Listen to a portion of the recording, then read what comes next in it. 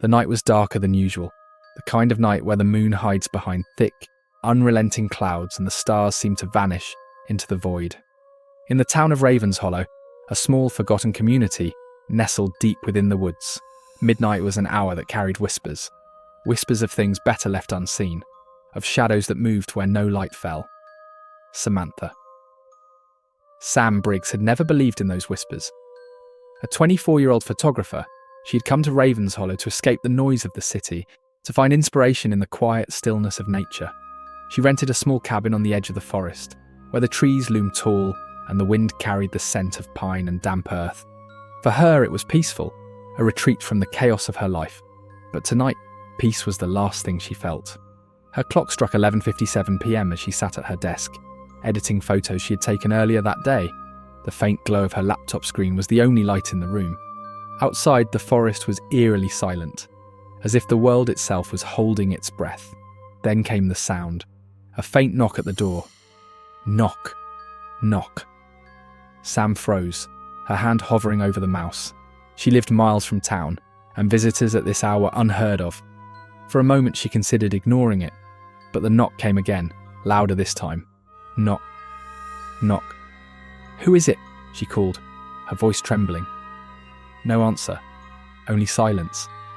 And then, the sound of footsteps, slow and deliberate, circling the cabin. She grabbed her flashlight and her phone, cursing herself for not having a weapon. Peering out the window, she saw nothing but darkness. The footsteps stopped. For a moment she thought whoever it was had left. But then a shadow moved at the edge of the trees, too tall and too slender to be human. It lingered for a moment before vanishing into the forest. Sam's heart raced. She locked the doors and windows, drawing the curtains tightly. She tried to call the local police, but her phone displayed no service. Typical, she thought. She cursed her decision to move so far from civilization. Midnight came. The clock's chime echoed through the cabin, and with it came a low, guttural sound. A growl. It wasn't coming from outside, it was inside. Sam's breath caught as she scanned the room, her flashlight trembling in her hand. She saw nothing, but the growling grew louder, closer. And then, the lights went out. She screamed, the sound swallowed by the oppressive darkness. Fumbling with her flashlight, she managed to turn it on. The beam of light swept across the room, revealing nothing. But the growl had stopped. A sudden crash from the kitchen made her jump. She pointed the flashlight toward the noise, her hands shaking. The kitchen table had been overturned, and her dishes lay shattered on the floor. But what made her blood run cold was the writing on the wall, scrawled in what looked like mud. Leave. Now. Her breathing was ragged as she backed away, her mind racing. Was this some cruel joke? Had someone been stalking her? But deep down she knew this was something else. Something unnatural. Determined to leave, she grabbed her car keys and bolted for the door. As she stepped outside, the air felt heavier, colder. The forest seemed alive, the trees twisting and writhing as if in agony. She sprinted to her car, but just as she reached it, she saw them. Handprints smeared across the windows, too large and too clawed to be human. Her instincts screamed at her to run, but she forced herself into the car, locking the doors behind her. She turned the key in the ignition. Nothing. She tried again. Still nothing. And then she saw it. In the rearview mirror, a pair of glowing red eyes staring back at her from the back seat. She screamed, scrambling out of the car and into the forest. She didn't look back. She couldn't. Branches clawed at her skin as she ran deeper into the woods, her flashlight barely illuminating the path ahead.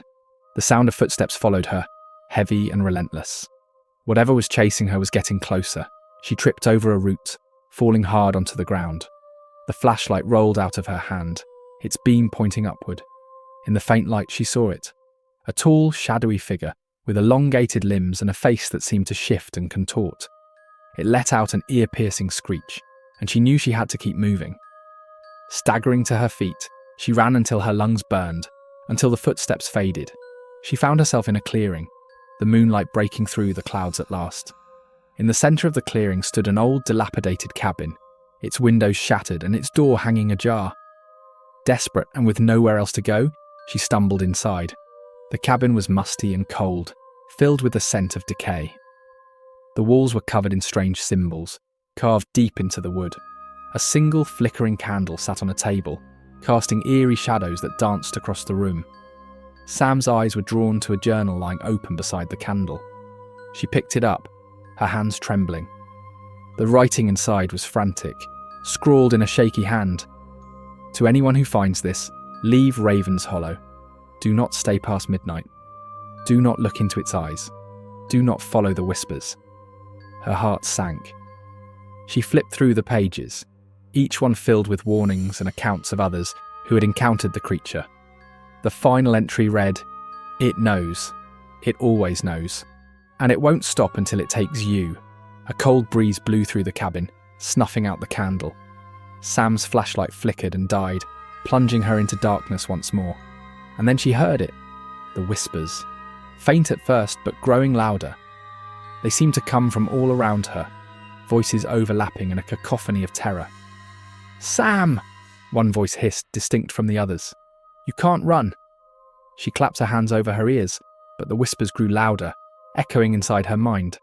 The walls of the cabin seemed to close in, the symbols glowing faintly in the darkness. And then she saw it again. The figure standing in the doorway, its eyes burning like embers. "What do you want?" she screamed, her voice breaking. It didn't answer. It stepped closer, its movements unnaturally fluid, its limbs bending in ways they shouldn't. Sam backed away until she hit the wall, her heart pounding like a drum. The creature reached out a hand, its claws inches from her face. And then everything went black. Sam woke up to the sound of birds chirping and sunlight streaming through the broken windows of the cabin. For a moment, she thought it had all been a nightmare, but the cuts on her arms and the overturned furniture told her otherwise. She stumbled out of the cabin, the forest now calm and quiet. Her car was nowhere to be found, and her phone was still useless. She walked back to her own cabin, each step heavy with dread. When she arrived, the door was wide open.